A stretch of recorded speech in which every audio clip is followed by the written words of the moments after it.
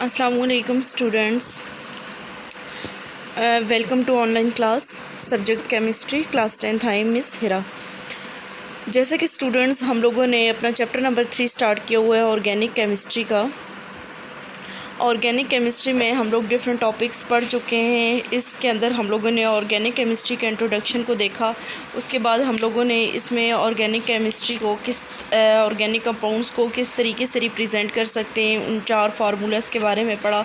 उसके बाद हम लोगों ने यहाँ पे जो है क्लासिफिकेशन पढ़ी ऑर्गेनिक कंपाउंड्स की।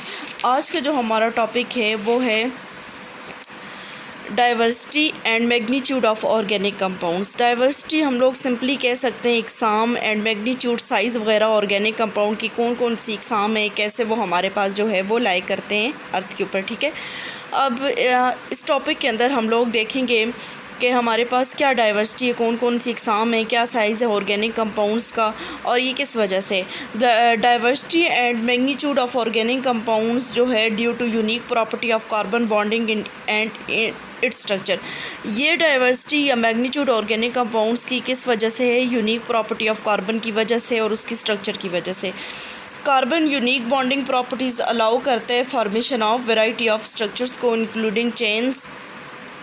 कार्बन के अंदर जो बॉन्डिंग होती है यूनिक बॉन्डिंग, उससे जो है वो हमारे पास बहुत ज़्यादा स्ट्रक्चर्स बनती हैं। चेन फॉर्म्स में भी बनती हैं, रिंग्स में भी बनती हैं, बहुत सारी शेप्स में बनती है, बहुत सारे साइजेस में बनती है। मींस कि हमारे पास शॉर्ट चेन बनती है, लॉन्ग चेन बनती है। वो डिपेंड करते हैं कि हम लोग कितने नंबर ऑफ़ कार्बन एटम्स को जो है वो एक दूसरे से लिंक करते हैं।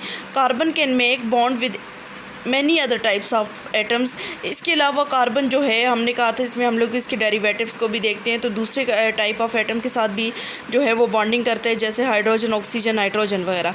As carbon is an element but still it is compound are in millions due to following reason. Carbon असल में हमारे पास है तो एक एलिमेंट, लेकिन ये इसके कंपाउंड जो है वो हमारे पास मिलियंस में पाए जाते हैं कुछ रीज़न्स की वजह से। वो कौन से रीज़न्स हैं, वो क्या वजूहात हैं, अभी हम लोग 1 बाय 1 उनको यहाँ पे स्टडी करते हैं। ठीक है, सबसे पहला कार्बन में जो हमारे पास आ जाता है डाइवर्सिटी और मैग्नीट्यूड ऑफ ऑर्गेनिक कंपाउंड में, कि हमारे पास कार्बन जो एलिमेंट तो है लेकिन ये कंपाउंड की तरह एग्जिस्ट करता है। किस वजह से? Tetravalent. Carbon is a tetravalent. Tetra means 4। ठीक है, टेट्रावेलेंट एटम है। Carbon atom can form a total of 4 covalent bond. ये हमारे पास क्या बनाते हैं? 4 कोवेलेंट बॉन्ड बनाते हैं। कोवेलेंट बॉन्ड कौन से होते हैं कि जिसमें हमारे पास sharing of electrons between the atoms, के एटम्स के दरमियान जो है वो sharing pair electrons between the atoms. ठीक है, एटम्स के दरमियान जो है वो पेयर इलेक्ट्रॉन्स की शेयरिंग हो रही होती है। उसके बाद आप लोगों के पास आ जाता है मोड ऑफ बॉन्डिंग। अब इसमें किस तरह की बॉन्डिंग होती है, कैसे? The carbon atom can form a single bond. हमने कार्बन की जो क्लासिफिकेशन पढ़ी तो उसमें हमने एसाइक्लिक ऑर्गेनिक कंपाउंड्स पढ़ा था, साइक्लिक ऑर्गेनिक कंपाउंड्स पढ़ा था। ठीक है, साइक्लिक में हम लोगों ने फर्दर आगे कहा कि हमारे पास स्ट्रेट चेन आ जाती है और दूसरी हमारे पास ब्रांच आ जाती है।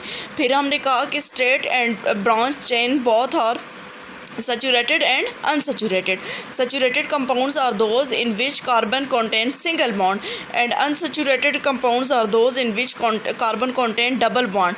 But here in unsaturated hydrocarbons are further divided into 2 types: alkenes, in which carbon contain double bond between carbon atom, then we call the alkenes. And if carbon contain triple bond between the carbon atoms, then we call the alkynes. तो यहाँ पे देखें, ये पहला जो है वो हमारे पास सिंगल बॉन्डिंग है, ये क्या है? अल्केन है। 2 सिंगल एंड 1 डबल बॉन्ड, ये क्या है? हमारे पास अल्कीन है। ठीक है, इस तरह से भी इसकी बॉन्डिंग हो सकती है।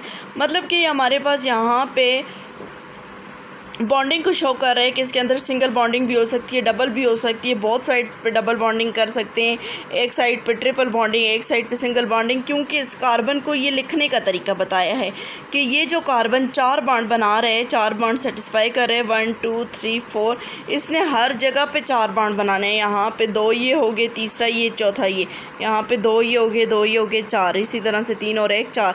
तो मतलब इन डिफरेंट तरीक़ों से हम लोग इस कार्बन को जो है वो लिख सकते हैं और इसकी बॉन्डिंग को शो कर सकते हैं। ठीक है, उसके बाद हमारे पास वही आ गया कि हमारे पास ऑर्गेनिक कंपाउंड्स की क्लासिफिकेशन में हमने कहा था स्ट्रेट चेन भी है, ब्रांच चेन भी है और रिंग चेन भी है। ठीक है, Carbon atom have the ability to covalently bonded with other carbon atoms to form straight chain, branch chain and ring chain. ये जो हमारे पास कार्बन एटम के अंदर एबिलिटी है कि ये स्ट्रेट चेन बनाए, ब्रांच चेन बनाए या हमारे पास रिंग बनाए, ये जो self linkage ability of carbon है कि ये जो आपस में लिंक बना रही है, इस the self linkage ability of carbon is called catenation. इसको हम लोग क्या बोलेंगे? कैटिनेशन. ठीक है. इस सेल्फ लिंकेज को, जिसमें कार्बन जो है वो हमारे पास एक स्ट्रेट चेन बनाए या कार्बन हमारे पास ब्रांच चेन बनाए या कार्बन हमारे पास क्लोज चेन बनाए, इसको हम लोग क्या बोलेंगे? कैटिनेशन बोलते हैं. ठीक है. अब देखें स्ट्रेट चेन में हमारे पास जैसे ये क्या है? 1 2 3 4 5. ये 5 है जिसमें 5 कार्बन हो और H हमारे पास 12 हो, वो क्या होगा? पेंटेन. इसी तरह से 1 2 3 4. अब ये ब्रांच चेन में आ जाएगी आगे, इसको हम लोग क्या बोलेंगे? आइसोपेंटेन भी बोल सकते हैं या फिर हम लोग 2 मिथाइल ब्यूटेन भी बोल सकते हैं. ठीक है. लेकिन आप इसको क्या बोल दो? आइसोपेंटेन बोल दो, क्योंकि अभी हम लोगों ने इसका नॉमेनक्लेचर नहीं पढ़ा. तो जब नॉमेनक्लेचर पढ़ेंगे तो वहाँ पे फिर इस स्ट्रक्चर को मैं आप लोगों को नाम देना बताऊँगी. फिर उसके बाद ये हमारे पास 4 कार्बन वाला है जिसमें ये देखें डिफरेंट 1 2 3 4. तो हम लोग इसको क्या बोलेंगे? ये क्लोज चेन. और ये क्या है? जिसमें C4 हो और H हमारे पास क्या हो? 10 हो, वो क्या हो जाता है? ब्यूटेन. लेकिन रिंग फॉर्म के अंदर हमारे पास जो है H जो 2 हाइड्रोजन जो है वो क्या होते हैं? हमारे पास लेस होते हैं. ठीक है. अब देखें 1 2 3 4. 1 2 3 4 5 6 7 8 9 10. C4H 10 butane. ठीक है. अब देखें 1 2 2 3 1 2 3 4 5 6 7 8 9 10. इसी तरह से 1, ये ब्यूटेन है सारा. ठीक है. Butane isobutane. और 1 2 3 और ये क्या होगा हमारे पास? साइक्लोब्यूटेन. 1 2 3 4 5 6 7 8.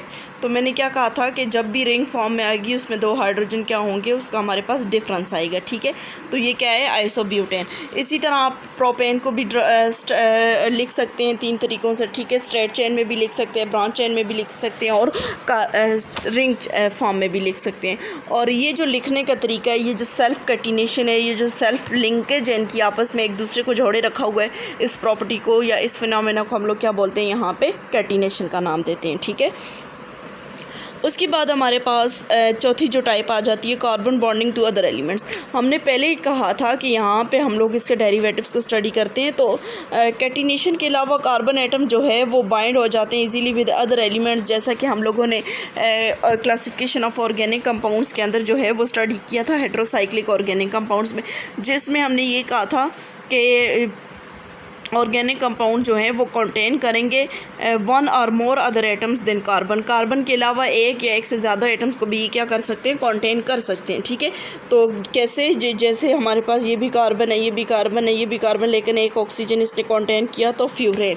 फिर इसी तरह से हमारे पास एक सल्फ़र इसने कंटेन किया तो थायोफीन, और नाइट्रोजन इसने कंटेन किया तो ये क्या आया हमारे पास? पायराडीन आया. ठीक है. तो ये कार्बन बॉन्डिंग जो है वो दूसरे एलिमेंट्स के साथ भी कर सकता है. इसके बाद जो हमारे पास इसकी 5वीं प्रॉपर्टी आ जाती है, जो रीज़न आ जाती है जिसकी वजह से ये जो है वो हमारे पास कंपाउंड्स के फॉर्म में, मिलियन ऑफ कंपाउंड्स के फॉर्म में पाए जाते हैं. The different bonding ability of carbon also allow for different arrangement of atoms.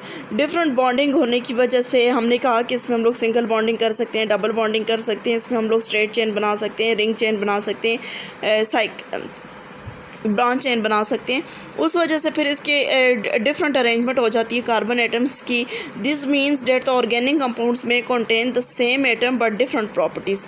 It's का मतलब ये है कि ऑर्गेनिक कंपाउंड जो हैं वो होंगे तो सेम, लेकिन उनकी प्रॉपर्टीज़ क्या हो जाएंगी? डिफरेंट हो जाएंगी, because the atoms are differently arrange. तो क्योंकि उसमें एटम्स क्या हैं? डिफरेंट हो जाते हैं. तो हम लोगों ने एक फिनोमेना पीछे पढ़ा था आइसोमरिज्म्स का. आइसोमर्स क्या होते हैं? Isomers are compounds that have the same molecular formula but different structure formula. जब उनका मॉलिक्यूलर फार्मूला आप लोगों के पास सेम होगा लेकिन उनकी स्ट्रक्चर्स क्या होंगी आप लोगों के पास? डिफरेंट होंगी, ठीक है। अब कैसे कि हमारे पास देखें for example the molecular formula C2H6O बहुत रिप्रेजेंट बहुत इथेनॉल एंड डाईइथाइल ईथर। अब ये क्या है, इसमें 2 कार्बन है, एक 6 हाइड्रोजन है और 1 ऑक्सीजन है, ठीक है। लेकिन इसको कार्बन की अरेंजमेंट्स को जब हम लोग डिफरेंट करते हैं तो ये फिर हमारे पास डिफरेंट कंपाउंड्स बनते हैं, तो फिर इनकी प्रॉपर्टीज़ भी क्या होंगी, डिफरेंट होंगी। तो मतलब कि different arrangement of carbon atoms की वजह से ये हमारे पास डिफरेंट कंपाउंड्स बनाता है, और जब डिफरेंट कंपाउंड्स हैं एक दूसरे से तो इट्स मीन्स कि उनकी प्रॉपर्टीज़ भी क्या है, डिफरेंस है। अब ये देखें, एक कार्बन ये है, एक कार्बन ये, C2 पूरा हो गया, 3 हाइड्रोजन ये, 3 हाइड्रोजन ये, 6 पूरे हो गए, दरमियान में ऑक्सीजन। तो ये क्या है हमारे पास मॉलिक्यूलर फार्मूला C2H6O को जो है वो हम लोग ईथर से भी लिख सकते हैं, क्योंकि ईथर का फार्मूला होता है ROR। बहुत साइड्स पे हमारे पास क्या है, मिथाइल ग्रुप है, CH3 फॉर मिथाइल ग्रुप, और दरमियान में ये इसका अपना, तो ये क्या शो कर रहा है, ईथर। इसी तरह से ये आपके पास अल्कोहल है, अल्कोहल का जनरल फार्मूला होता है ROH। R रिप्रेजेंट कर रहे हैं अल्काइल ग्रुप को, यहाँ पे जो यूज़ किया हुआ है वो कौन से हमारे पास CH3 CH2 for ethyl, C2H5 आप लोगों के पास इथाइल होता है, C2H5, इसको आप लोग इथाइल अल्कोहल भी बोल सकते हैं, इसको डाई मिथाइल ईथर। ये तो सिर्फ सिंपल उसने नाम बताया आप लोगों को कि ये क्या है, ईथर है, ठीक है, ईथर है। ईथर क्यों है कि हमने कहा कि ईथर का जनरल फार्मूला जो है वो आप लोगों के सब फंक्शनल ग्रुप जो इसका होता है ROR, और बहुत साइड स्पेस के मिथाइल ग्रुप है। तो जब 2 चीज़ें आ जाती हैं केमिस्ट्री के अंदर तो prefix di tri tetra use करते हैं, तो डाई मिथाइल ईथर आप लोग इसको बोल सकते हो, डाई मिथाइल ईथर। और यहाँ पे आप लोगों के पास क्या होगा, इथाइल अल्कोहल, क्योंकि R for alkyl groups and OH is the functional group of alcohol, ठीक है। तो ये देखें डिफरेंट अरेंजमेंट ऑफ एटम्स की वजह से हमारे पास मॉलिक्यूलर फार्मूला तो सेम था, लेकिन कार्बन की अरेंजमेंट जो है वो डिफरेंट थी, और डिफरेंट होने की वजह से डिफरेंट हमारे पास कंपाउंड्स क्या हुए, बने, ठीक है। उसके बाद हमारे पास जो है strength of covalent bond of carbon atom, क्या हमारे पास strength of covalent bond of carbon atom, strength क्या है कोवलेंट बॉन्ड की।